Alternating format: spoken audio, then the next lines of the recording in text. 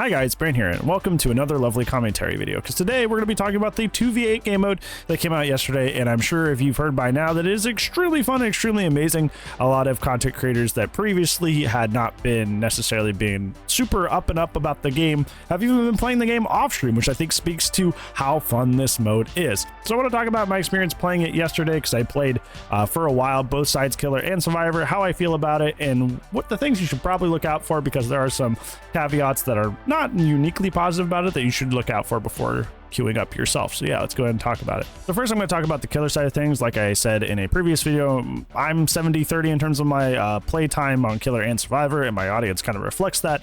So we're going to start with the Killer side of things here. I actually mostly played Billy here, and despite the fact that a lot of people are reporting that he is very, very weak, I actually had a lot of fun and had really, really good results. I didn't lose a single game, and it was great. I had a great time playing them. You have good macro pressure, and you get exposed to your teammates for easy downs. It was pretty nice. Overall, the role is just amazingly fun. The camaraderie of playing with a good friend, romantic partner, whatever it happens to be, just grab a homie and go lock in, because it's hilariously fun. It's very, very, it's just wholesome fun when you like approach somebody and just sandwich them together, and you're like, yeah, we did it. It just feels good, and it feels really, really nice. Or, you know, it could be devious depending on who you're playing with, of course.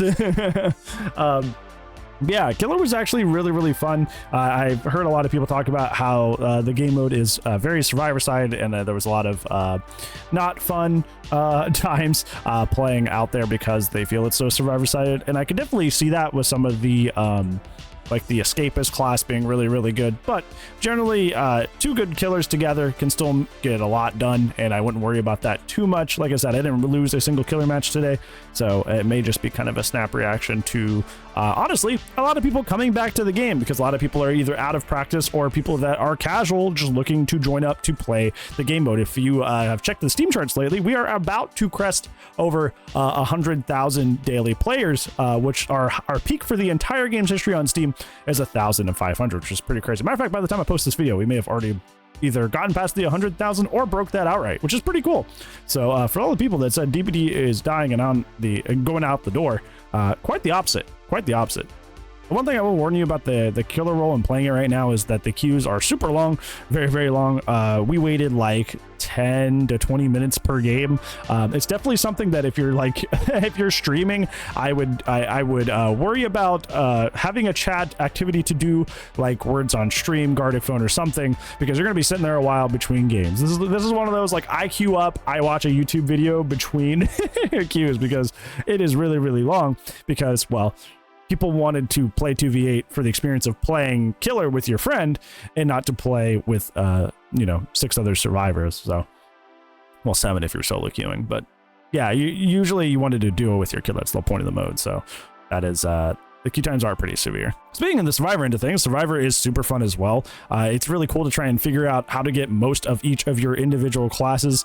And my favorite was the Escapist one, which is the one that basically allows it to, you know, to turbo loop. You get old MFT, where it's just 3% while you're injured. You get Sprint Burst. You get a lot of looping tools, which helps me waste a lot of time in order to buy time for gens on the map. And honestly, with this build equipped, it mostly took people coming and actually double teaming. Like, it took both killers coming over and double teaming me in order for me to actually go down most times. So it was like really, really thrilling and really exciting for me, because chase is the only aspect of DB I enjoy both on the Killer and Survivor end.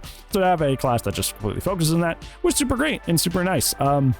No one I liked a lot was Scout, because Scout just has a bunch of aura reading that helps your team keep track of where the killer is at all times. This is obviously way more effective when you're playing in comms, because you can just call that out to everybody. But those were kind of like my two favorites when it came to playing the Survivor end of things.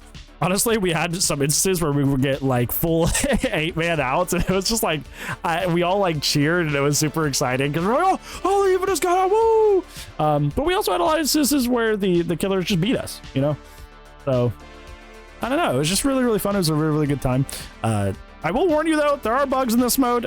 Specifically, the one I kept running into was on Shelter Woods. For some reason, when the killers would cage the survivors, they would get stuck in the walls, making them unsavable. We were playing with a friend off stream that quite literally got stuck in the wall, and it took them hitting second stage and getting camped to where the cage would switch positions for them to actually get out of their cage. And it was pretty sucky and pretty miserable.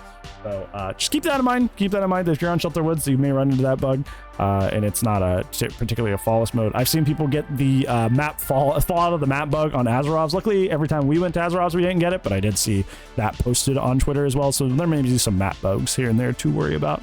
To cap off my thoughts on this, I do want to say that a lot of people are worried about the quote balance of the mode right now, and I wanted to say that I understand that if it is too unbalanced, it could be just like outright unfun, because if it's too unbalanced, it doesn't feel like you even stand a chance, and if you don't feel like you even stand a chance, it's kind of lame. But I think most importantly, we need to remember that this is a zany fun mode created to be casual. It's not meant to be super balanced. It's meant to just go be silly with your friend, go queue up and play killer together, or queue up with a legion of survivors to take on 2 killers. It's meant for the goofiness. It's meant for the zaniness. It's not meant to be the normal mode, and that normal mode still is available to you if you would like to go play that. So go out there, go have fun, and don't worry too much about everything being fair and making sense, because you might be excluding yourself from something that's really fun and cool right now because you're worrying too much. Yeah, that is going to be it for today's video, friends. Thank you so much for watching, and hopefully you are having fun out there with the 2v8 mode. How do you feel about it? Let me know down in the comments below. But that's going to be it for today's video. But I do upload daily, so I will see you tomorrow. But if I do not, I'll see you when I see you. Goodbye.